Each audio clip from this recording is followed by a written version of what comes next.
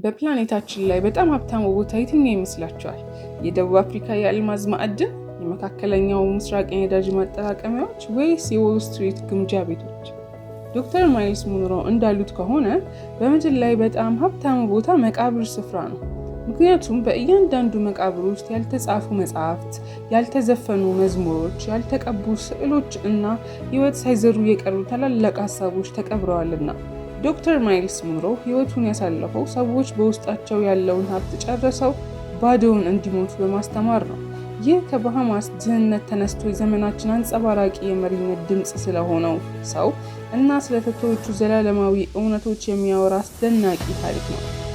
ሚያዝያ 20 1954 በናሳው ባሃማስ የተወለደው ማይልስ ያደገው እጅግ ተራ በሆነ ድሃ ቤተሰብ ውስጥ ነበረ። በብዙ ልጆች በተሞላ ቤት ውስጥ የመንግስት ሰራተኛና የቤተ ክርስቲያን አገልጋይ በሆኑ ወላጆች እጅ ያደገው። ልጦ ማግኘት ወይም ቅንጦት ለእሱ ቅርብ አልነበረም። ሆኖም ወጣቱ ማይልስ ለትምህርትና ለእምነት የነበረው ጥማት እጅግ ከፍተኛ ነበረ። በትምህርቱ ጎበዝ ሆኖ ሉዊዚያና በሚገኘው የቱሊን ዩኒቨርሲቲ ትምህርቱን አጠናቀቀ።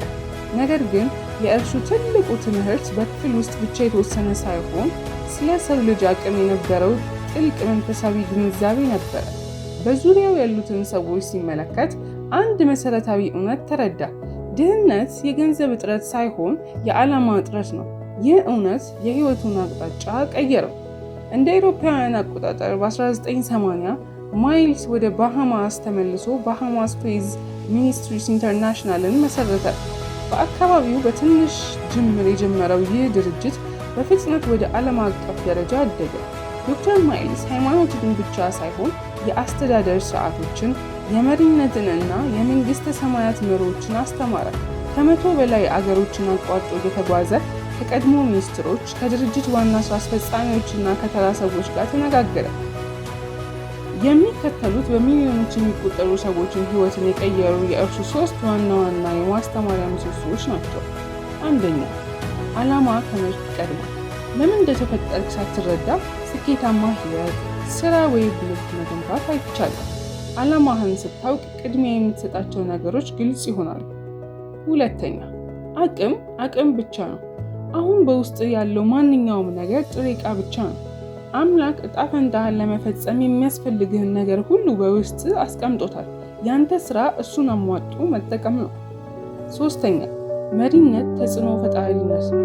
እውነተኛ መሪነት በስልጣን ወይም በኃይል ማዘዝ አይደለም፣ ይልቅስ ሌሎችን ማገልገልና የእነሱን አቅም መልቀቅ ነው። ዓለም አቀፍ ዝና እና ተደራሽነት ቢኖረውም ዶክተር ማይልስ ፈጽሞ ትህትናውን አላጣም። የመጀመሪያው አገልግሎት የራስ ቤት ውስጥ ነው እያለ ሁልጊዜ ሰብክ ነበረ።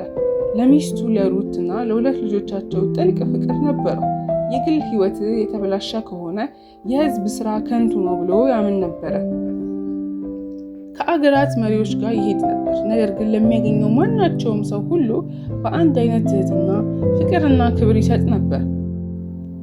እንደ አውሮፓውያን አቆጣጠር ህዳር 9 2014 ከዚህ ዓለም በሞት ተለየ።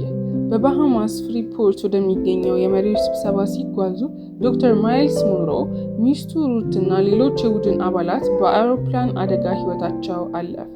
የደረሰው ዜና መላውን ዓለም፣ ቤተሰቦቹን እና በሚሊዮኖች የሚቆጠሩ ተከታዮችን አስደነገጠ። ሞቱ በክርስቲያኑ ማህበረሰብ ውስጥ እና በዛ አስተማሪነቱ በተነካቸው ሰዎች ዘንድ ትልቅ ክፍተት ፈጠረ። ይሁን እንጂ እውነተኛ ጀግና ፈጽሞ አይሞትም። ዶክተር ማይልስ ሙንሮ ከ50 በላይ መጽሐፍትን፣ በሺዎች የሚቆጠሩ የኦዲዮ እና ቪዲዮ ትምህርቶችን እና በግሉ ያፈራቸው በርካታ ሜሞሪዎችን ትቶ አልፏል። ህይወቱ ሁላችንንም አንገብጋቢና ውብ የሆነ ጥያቄ ይጠይቀናል። ውድ ሀብትን ይዘህ ወደ መቃብር አትውረድ። ዓላማህን ፈልግ፣ አቅምህን አውጣ እና ዓለምን ባለህ አቅም አገልግል። ይህ ታሪክ ካነሳሳዎት የላይክ ቁልፉን ይጫኑ፣ ቻናሉን ሰብስክራይብ ያድርጉ እና ይህንን ቪዲዮ ዓላማውን ማግኘት ለሚፈልግ ሰው ያጋሩ።